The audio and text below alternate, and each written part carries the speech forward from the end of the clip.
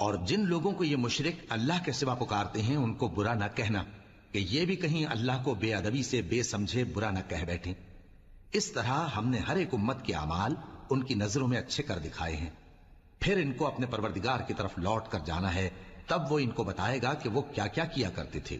اور یہ لوگ اللہ کی سخت سخت قسمیں کھاتے ہیں کہ اگر ان کے پاس کوئی نشانی آئے تو اس پر ضرور ایمان لے آئیں گے۔ کہہ دو کہ نشانیاں تو سب اللہ ہی کے پاس ہیں، اور مومنوں تمہیں کیا معلوم ہے یہ تو ایسے بدبخت ہیں کہ ان کے پاس نشانیاں آ بھی جائیں تب بھی ایمان نہ لائیں، اور ہم ان کے دلوں اور آنکھوں کو الٹ دیں گے، تو جیسے یہ اس قرآن پر پہلی دفعہ ایمان نہیں لائے ویسے پھر نہ لائیں گے،